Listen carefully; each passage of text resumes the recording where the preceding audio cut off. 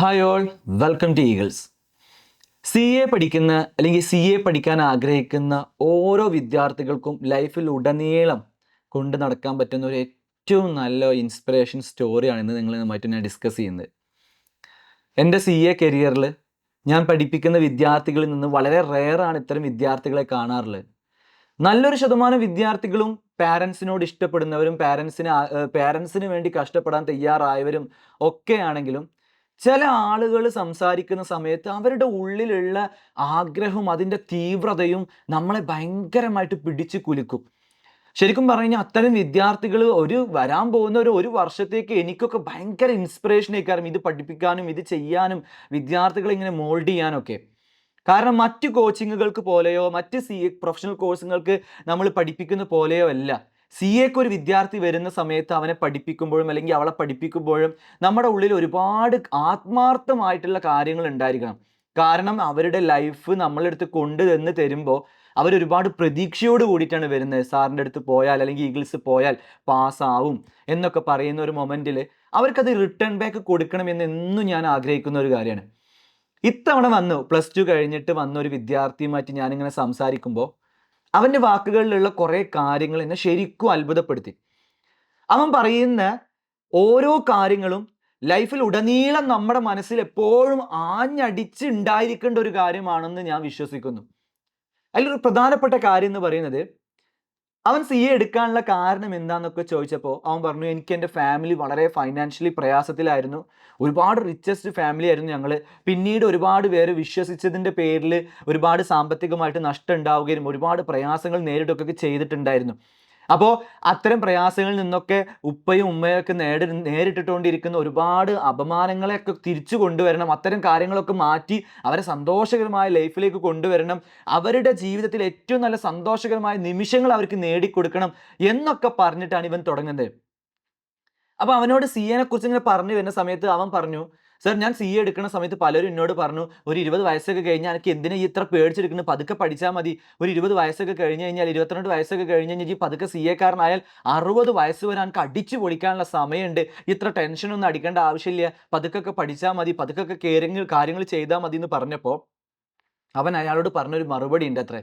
അതായത്, എൻ്റെ വയസ്സ് ഈ കോഴ്സ് കഴിയുമ്പോഴേക്കും അല്ലെങ്കിൽ 20 21 വയസ്സല്ല, എൻ്റെ വയസ്സ് 60 വയസ്സാണ്. അപ്പൊ എന്താ മോനെ 60 വയസ്സെന്നൊക്കെ പറഞ്ഞ്? സർ, എൻ്റെ ഉപ്പാക്ക് 60 വയസ്സായി തുടങ്ങി.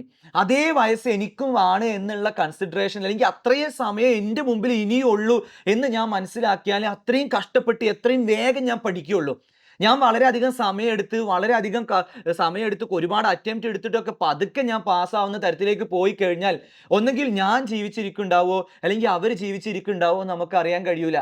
ഞാനിത് കോഴ്സ് വെറുതെ കംപ്ലീറ്റ് ആക്കി അവർക്ക് നേടിക്കൊടുക്കേണ്ട സ്വപ്നങ്ങളൊന്നും ചെയ്തു കൊടുക്കാൻ പറ്റിയില്ലെങ്കിൽ എൻ്റെ ലൈഫ് പിന്നെ എന്തിനാ ജീവിക്കുന്നത് എന്ന തരത്തിലേക്ക് ഒരു ചിന്തയാണ് എന്നെ അലട്ടിക്കൊണ്ടിരിക്കുന്നത് എന്ന് +2 കഴിഞ്ഞ് ഒരു 17 വയസ്സുള്ള ഒരു പയ്യൻ്റെ മനസ്സിൽ തോന്നിയിട്ടുണ്ടെങ്കിൽ അവൻ അവൻ്റെ പാരൻസിനെ കുറിച്ച് എത്രമാത്രം ചിന്തിക്കുന്നു, അവൻ്റെ ലൈഫിനെ കുറിച്ച് അവൻ എത്രമാത്രം മെച്യൂർഡ് ആണ്, ജീവിതത്തിൽ അവൻ എത്രമാത്രം സക്സസ് ആണ് എന്ന് നിങ്ങൾ ചിന്തിച്ചു നോക്കി.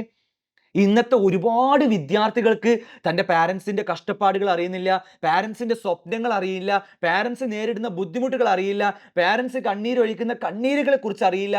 ഒരു 500 രൂപയുടെ സാധനം വാങ്ങാൻ വേണ്ടി അത് ചോദിക്കുന്ന സമയത്ത് ആ പാരൻസ് അത് എത്രമാത്രം കഷ്ടപ്പെട്ടിട്ടാണ് ഉണ്ടാക്കുന്നത് എന്നപ്പോൾ വില പോലും അറിയാത്ത തരത്തിൽ വീട്ടുകാരുമായി സമ്പർക്കം നിലനിർത്തുന്ന ഒരുപാട് വിദ്യാർത്ഥികളും ഒരുപാട് സ്റ്റുഡൻസും ഉണ്ട്.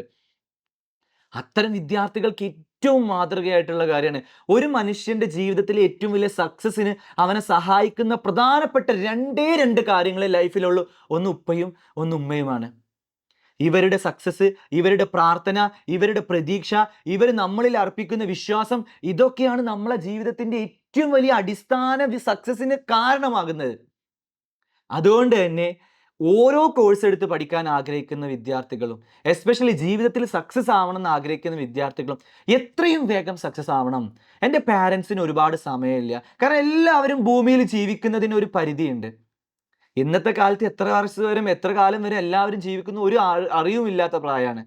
പക്ഷേ പ്രായമാവുന്ന നമ്മളെ പാരൻസിന് അവരുടെ ജീവിതത്തിൽ നിന്ന് അവരും നമ്മളെ ജീവിതത്തിൽ നിന്ന് അവർ മറയുന്നതിന് മുമ്പേ അവരുടെ സ്വപ്നങ്ങൾ നേടിക്കൊടുക്കണം, അവരുടെ ആഗ്രഹങ്ങൾ നടത്തി കൊടുക്കണം, അവരുടെ പ്രയാസങ്ങൾ മാറ്റിക്കൊടുക്കണം. അവർ സന്തോഷകരമായി നമ്മളോട് കൂടെ ഈ ഭൂമിയിൽ ജീവിച്ചിരുന്നു അല്ലെങ്കിൽ ജീവിച്ചിട്ടുണ്ട് എന്ന് നമുക്ക് ഉറപ്പാക്കാൻ പറ്റുന്ന തരത്തിലേക്ക് നമ്മുടെ ലക്ഷ്യം അത്രമേൽ സൂക്ഷ്മമായിട്ട് നമ്മൾ കൊടുക്കുകയാണെങ്കിൽ ഡെഫിനറ്റ്ലി ഒരു നിശ്ചിത പീരീഡിനുള്ളിൽ നിങ്ങൾക്ക് എന്ത് ചെയ്യാൻ പറ്റും? നിങ്ങളുടെ ആഗ്രഹം നേടിയെടുക്കാൻ പറ്റും. എസ്പെഷ്യലി CA പഠിക്കുന്ന ഒരു വിദ്യാർത്ഥിയാണെങ്കിൽ നമുക്കറിയാം, അവൻ CA കഴിഞ്ഞു കഴിഞ്ഞാൽ അവൻ്റെ ലൈഫിൽ ഏറ്റവും സക്സസ് മൊമെൻ്റ് ആണത്. ആ സക്സസ്സുകളും ആ ഒരു സന്തോഷങ്ങളും ആ ജീവിതവും മുഴുവൻ ആ പാരൻസിൻ്റെ കൂടെ ചെലവഴിക്കാനും. യഥാർത്ഥത്തിൽ ഞാൻ എപ്പോഴും പറയാറുണ്ട്, ഒരു വിദ്യാർത്ഥി CA ആയിക്കഴിഞ്ഞാൽ അവൻ മാത്രമല്ല സക്സസ്, അവൻ്റെ വീട്ടുകാർ മാത്രമല്ല അവൻ്റെ കുടുംബമേ സക്സസ് ആവും. കാരണം എന്താണെന്നറിയോ? ഇവൻക്ക് ജോലി കിട്ടിക്കഴിഞ്ഞാൽ, ഇവനൊരു നല്ല പൊസിഷനിൽ എത്തിക്കഴിഞ്ഞാൽ അവൻ്റെ വീട്ടുകാരെ മാത്രമല്ല അവൻ്റെ റിലേറ്റീവ്സിലുള്ള അവൻ്റെ നെയ്ബേഴ്സിലുള്ള പലരെയും ഫൈനാൻഷ്യൽ പരമായിട്ടും പല തരത്തിലും അവന് സഹായിക്കാൻ പറ്റുന്ന തരത്തിലേക്ക് ഇവന് മാറാൻ കഴിയും. അപ്പോൾ അത്തരത്തിൽ നിങ്ങൾ റിലേറ്റീവ്സ് ആയിക്കോട്ടെ, നെയ്ബേഴ്സ് ആയിക്കോട്ടെ, വീട്ടുകാരായിക്കോട്ടെ, എല്ലാവരും ഇത്തരം പഠിക്കുന്ന വിദ്യാർത്ഥികൾക്ക് നല്ല സപ്പോർട്ട് കൊടുക്കുക, അവരിൽ നല്ല വിശ്വാസം ഉണ്ടാക്കുക, അവരിൽ വിശ്വാസം ഉണ്ടാക്കിയെടുക്കാനും അവർക്ക് ഉന്മേഷം ഉണ്ടാവാൻ വേണ്ടിയിട്ടും നല്ല തരത്തിൽ അവരെന്ത് ചെയ്യുക, സപ്പോർട്ട് ചെയ്യുന്ന തരത്തിലേക്ക് നിങ്ങൾക്ക് മാറാൻ പറ്റട്ടെ.